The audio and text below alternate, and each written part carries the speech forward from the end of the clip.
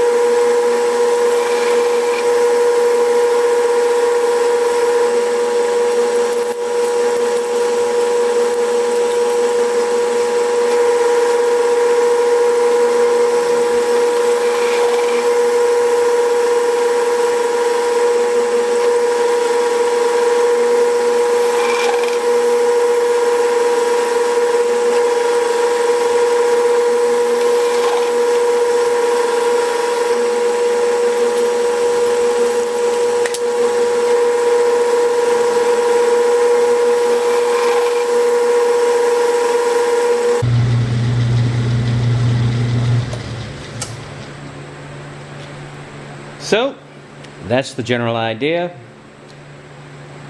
And in case you're wondering why I'm going in on the side here and just doing repeated facing cuts, it feels more like progress to me. I know I could just nip in from the side here and just and keep going in, but I'll do that when I'm actually getting this bit down here down to the appropriate dimension. I got the nubbin here down to 1.25 inches, as that's the inner diameter of the tube that Mike has on hand. Now I've got to cut bevel on here at approximately 27 degrees, and then I've got another bevel to cut going down to here, and then I've got a shoulder here, well, a shoulder right there, and this tapers down to a point.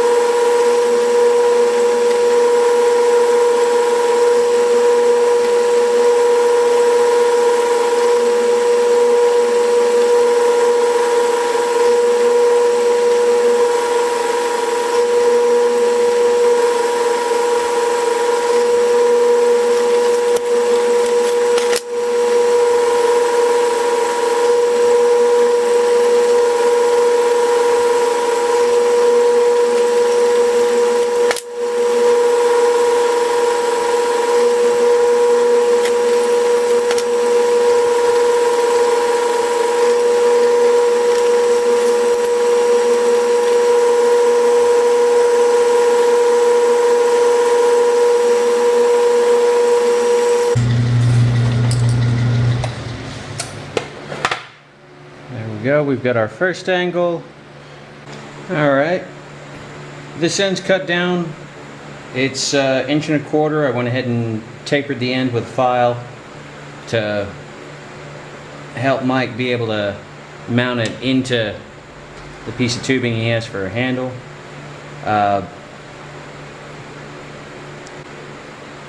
I've got this between centers right now. I've got everything dialed in to continue cutting it. From this shoulder down needs to be 2.5 inches.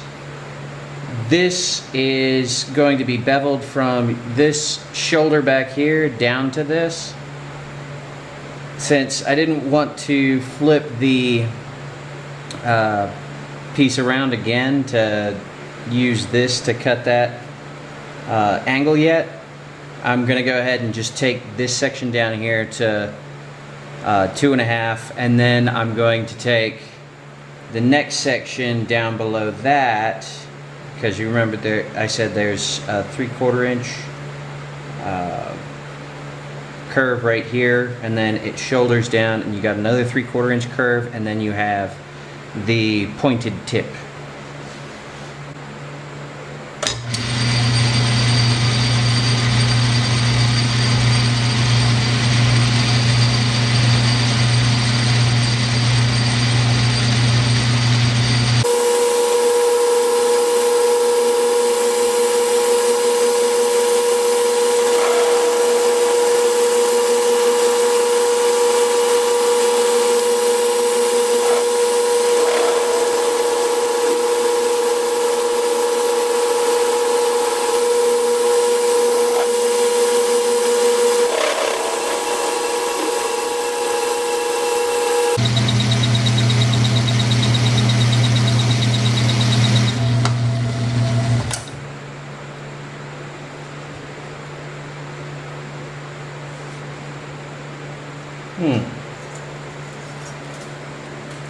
Got some shmoo on the belt.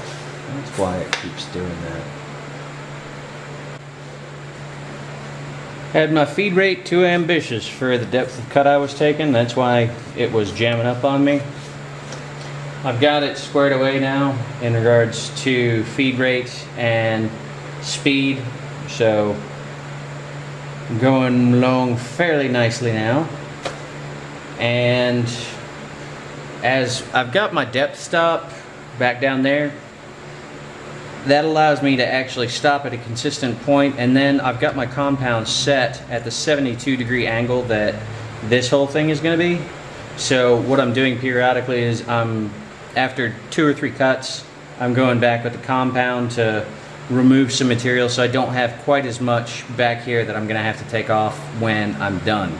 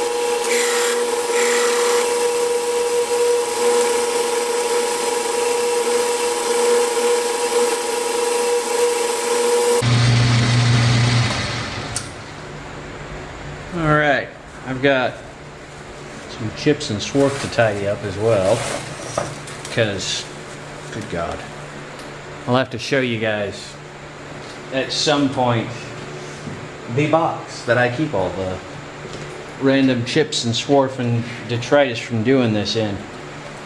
You'd be surprised how much a cruise that was when I started. Anyway,